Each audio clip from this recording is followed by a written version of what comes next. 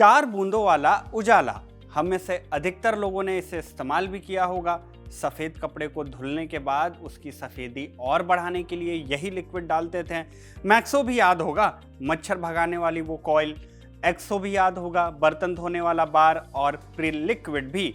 मार्गो साबुन की भी कहानी आप जानते हैं। ये सब एक ही कंपनी बनाती है, ज्योति लैब्स। और इस कंपनी की कहानी ऐसी है कि एक आदमी केरल के त्रिशूर शहर से, जो मुंबई में अकाउंटेंट का काम करता था, उसने अपने भाई से 5,000 रुपए उधार लिए और आज उस 5,000 रुपए की कंपनी की मार्केट कैप करीब 7,600 करोड़ की है। तो आज हम इस कंपनी की पूरी कहानी जानेंगे। कैसे बनी ये कंपनी, क्या है इसका बिजनेस मॉडल, और एक छोटी सी कंपनी ने कैसे एक जर्मन कंपनी को ही खरीद लिया। नमस्ते, मेरा नाम शुभम है और आप देख रहे हैं खबरगांव। कहानी की शुरुआत होती है 1970 के दशक में। केरल के त्रिशूर शहर में एक आदमी रहते थे। नाम था मुथेदत्त पंजन रामचंद्रन, जिन्हें लोग MP रामचंद्रन भी कहते हैं। ये एक मिडिल क्लास फैमिली से थे। सेंट थॉमस कॉलेज त्रिशूर से बीकॉम किया और फिर वो करने लगे वही जो उस जमाने में ज्यादातर केरल के लड़के किया करते थे, मुंबई चले जाना काम की तलाश में। मुंबई में उन्हें एक छोटी सी कंपनी में अकाउंटेंट की नौकरी मिल गई, एक बल्क ड्रग्स केमिकल कंपनी में, और वो 12 साल तक वहीं काम करते रहे। मतलब एक ही कंपनी में 12 साल तक पूरे लेखे जोखे का हिसाब किया। अब एक और बात जान लीजिए, MP रामचंद्रन को एक आदत थी, वो हमेशा सफ़ेद कपड़े पहनते थे।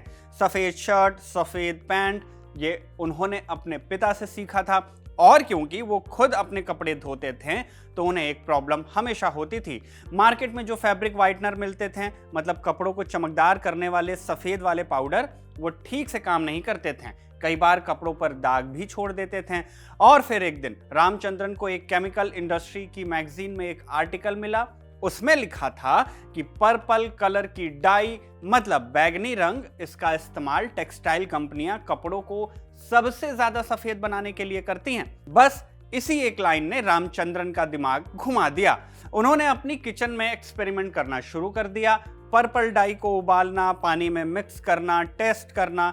1 साल तक ये सिलसिला चलता रहा, जब तक कि उन्हें एक ऐसा फॉर्मूला नहीं मिल गया जो सिर्फ 4 बूंदों में कपड़ों को चमकदार सफेद बना दे, और वो भी बिना कोई दाग छोड़े।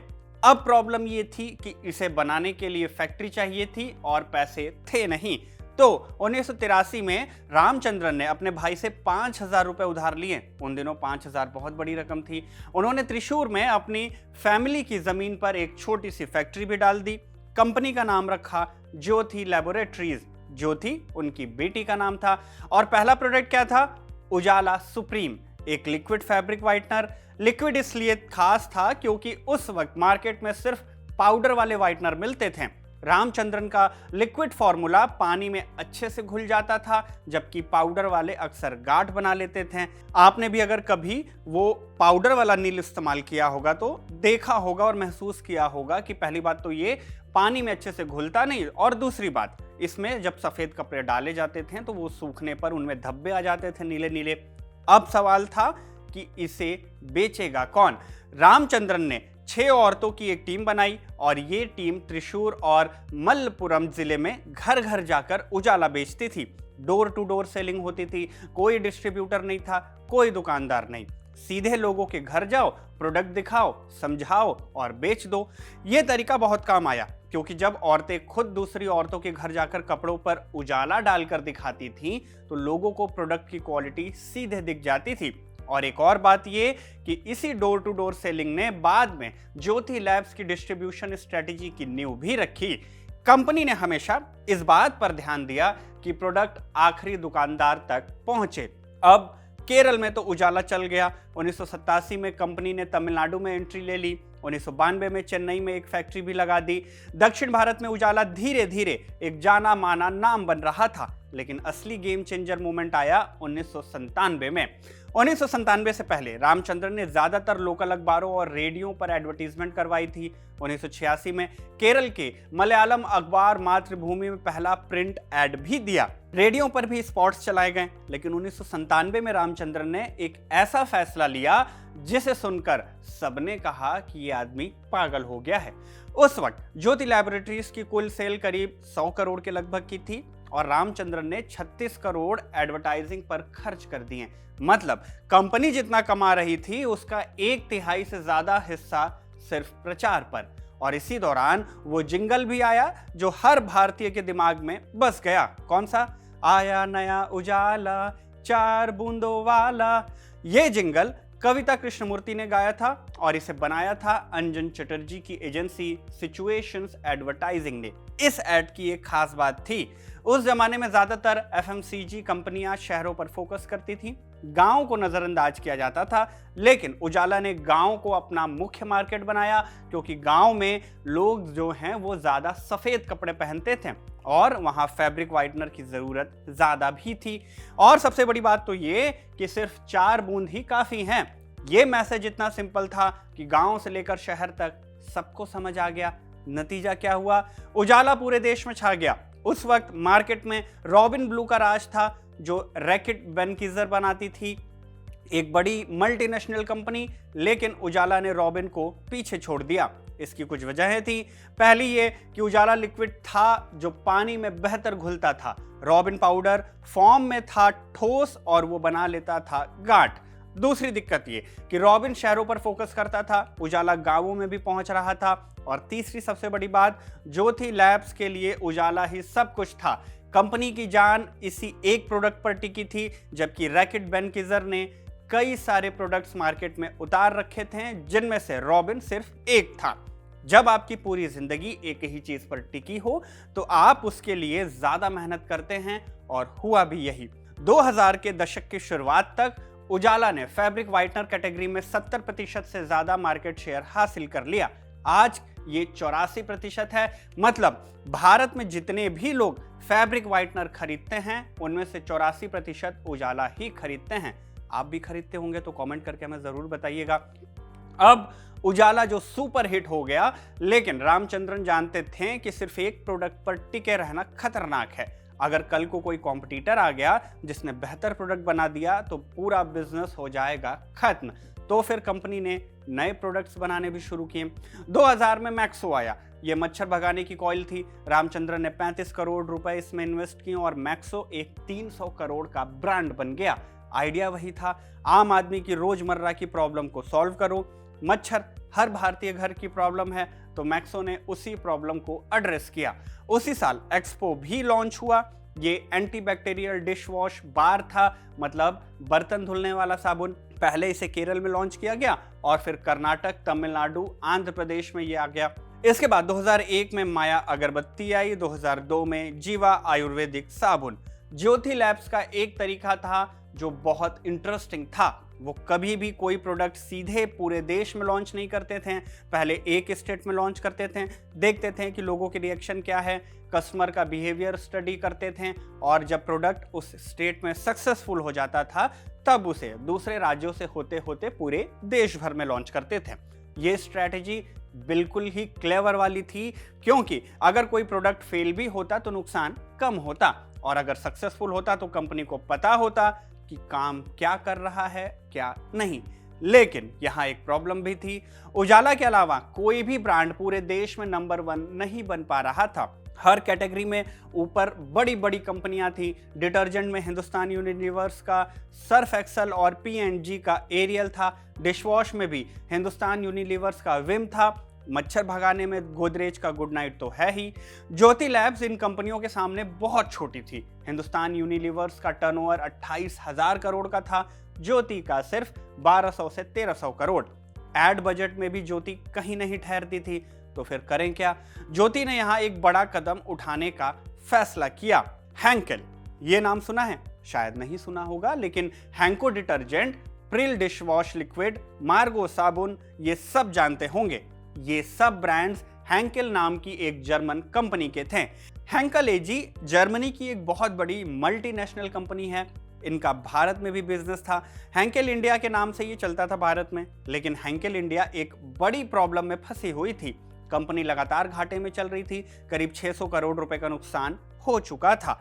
ब्रांड्स अच्छे थे लेकिन मैनेजमेंट और मार्केटिंग ठीक से नहीं हो रही थी। अब ज्योति लैब्स के डेप्यूटी एमडी उल्लास कामत, जो रामचंद्रन के दाहिने हाथ थे, वो 5 साल से हेंकेल इंडिया पर नजर रखे हुए थे।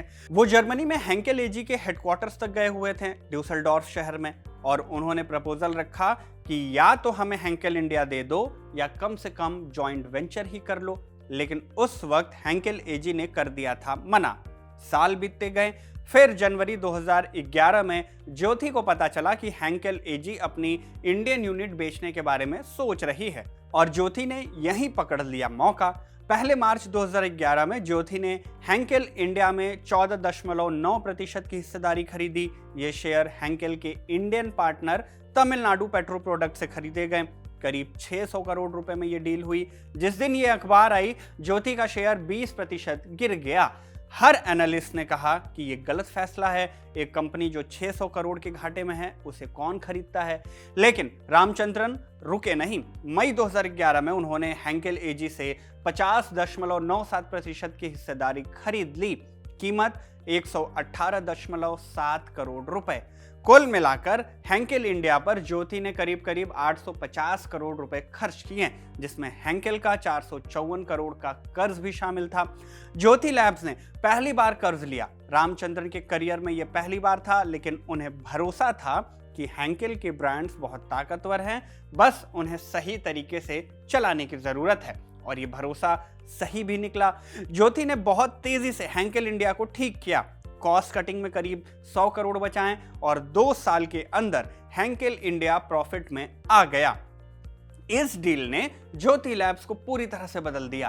पहले ज्योति सिर्फ होम केयर कंपनी थी, अब उसके पास personal care, fabric care, dish wash, हर कैटेगरी के प्रोडक्ट्स आ गए। लेकिन इस डील से ज्योति को मिला क्या, इसे भी समझना जरूरी है। हैंको डिटर्जेंट, एक premium detergent brand, Pril dish wash liquid, मार्गो नीम का साबुन जो बहुत पुराना ब्रांड है, और इसके अलावा मिस्टर वाइट डिटर्जेंट। और सबसे बड़ी बात, ज्योति की ताकत गांव और छोटे शहरों में थी, और हेंकेल की ताकत बड़े शहरों में। दोनों को मिला दो तो पूरे देश में प्रेजेंस हो जाती है। आज ज्योति लैब्स के पास 6 बड़े ब्रांड्स हैं, जिन्हें कंपनी पावर ब्रांड्स कहती है। उजाला, हैंको, एक्सो, प्रिल, मैक्सो और मार्गो। उजाला सुप्रीम फैब्रिक व्हाइटनर कैटेगरी में 84% मार्केट शेयर रखता है, मतलब इस कैटेगरी में ज्योति का एक छत्र राज है। एक्सो और प्रिल दोनों अपनी अपनी कैटेगरी में वैल्यू के हिसाब से दूसरे नंबर पर हैं, 13.7% मार्केट शेयर के साथ। मैक्सो मच्छर भगाने वाले प्रोडक्ट्स में वॉल्यूम के हिसाब से दूसरे नंबर पर है। मैक्सो कॉइल का भी मार्केट शेयर 23.8% का है। कंपनी के प्रोडक्ट्स देश भर में करीब 28 लाख दुकानों में बिकते हैं। डायरेक्ट रीच 12 लाख दुकानों तक है। 9,900 से ज्यादा चैनल पार्टनर्स हैं। 23 फैक्ट्रियां हैं पूरे भारत भर में। कंपनी की एमडी अब एमपी रामचंद्रन की बेटी एमआर ज्योति हैं। हाँ, वही वाली ज्योति जिनके नाम पर कंपनी का नाम रखा गया था। उन्होंने वेलिंकर इंस्टीट्यूट ऑफ मैनेजमेंट से एमबीए किया है और हार्वर्ड बिजनेस स्कूल से भी एक प्रोग्राम पूरा किया। 2020 में कोविड के दौरान वो कंपनी की एमडी बनाई गई।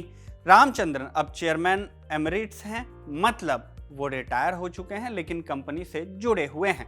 अब कंपनी के फाइनेंशियल्स की अगर हम बात करें तो FY यानी फिजिकल ईयर 2026 की तीसरी तिमाही में, मतलब अक्टूबर से दिसंबर 2025 तक कंपनी का रेवेन्यू 740 करोड़ रुपए रहा। 5.1% की growth, volume growth 7.2%, fabric care segment में 9.2% की ग्रोथ हुई। लेकिन प्रॉफिट में दिक्कत आई। नेट प्रॉफिट गिरकर 81 करोड़ रुपए रह गया, जो पिछले साल से 7.2% कम है। एबिटा मार्जिन 15% पर आ गया, मतलब कंपनी बिक्री तो बढ़ा रही है लेकिन मुनाफा हो रहा है कम। इसकी वजह है कि कंपनी ने कई प्रोडक्ट्स की कीमतें काफी कम रखी हैं, MRP कट्स किए हैं और रॉ मटेरियल हो गया महंगा। कंपनी पर कोई कर्ज नहीं है, जीरो डेट और कैश रिजर्व भी 800 करोड़ रुपए से ज्यादा का है। कंपनी का टारगेट है कि फिजिकल ईयर 2027 तक डबल डिजिट वॉल्यूम ग्रोथ हासिल करें। एमआर ज्योति का विजन है कि कंपनी के वैल्यू 5000 करोड़ तक पहुंचाई जाए। लेकिन ज्योति लैब्स की राह आसान नहीं है। सबसे बड़ी चुनौती यह है कि उजाला व्हाइटनर के अलावा किसी भी ब्रांड में ज्योति पूरे देश में नंबर 1 नहीं है। हर कैटेगरी में HUL, गोदरेज, P&G जैसी कंपनियां हैं और इन कंपनियों का एड बजट ज्योति से कई गुना ज्यादा है। दूसरी चुनौती ये है कि FMCG सेक्टर में कंपटीशन बहुत ज्यादा बढ़ गया है, खासकर डिटर्जेंट, साबुन और डिशवॉश जैसे रोजमर्रा की चीजों में। हर कंपनी कीमतें कम कर रही हैं, प्रमोशन बढ़ा रही हैं, इससे प्रॉफिट मार्जिन पर दबाव बना हुआ है। तीसरी बात, कंपनी की 40% रेवेन्यू अभी भी दक्षिण भारत से आती है। नॉर्थ और ईस्ट इंडिया में अभी भी ज्योति की पकड़ उतनी मजबूत नहीं हो पाई। चौथी चुनौती नए जमाने की आ गई। क्विक कॉमर्स मतलब ब्लिंकिट, ज़ेप्टो, स्विगी, इंस्टामार्ट जैसे प्लेटफॉर्म बहुत तेजी से बढ़ रहे हैं। ज्योति को इन नए चैनल्स में भी अपनी जगह बनानी होगी। MR ज्योति ने खुद कहा कि क्विक कॉमर्स तेजी से स्केल कर रहा है और कंपनी इस पर ध्यान दे रही है। लेकिन कुछ अच्छी बातें भी हैं।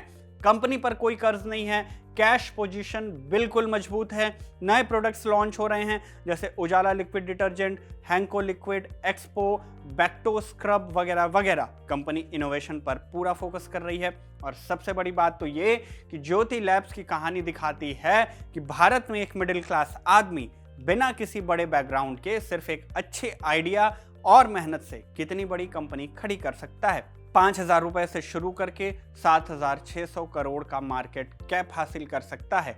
एक किचन में बनाया गया फॉर्मूला जो आज 84% मार्केट पर राज करता है और एक जिंगल जो 3 दशक बाद भी लोगों के दिमाग में बजता है। तो आपको उजाला की ये कहानी कैसी लगी, कमेंट करके हमें जरूर बताइएगा। आपके लिए इस जानकारी को जुटाया हमारे साथी कमल ने, कैमरे के पीछे से शूट किया सर्वेश ने। मेरा नाम शुभम है और आप देखते रहिए खबरगांव।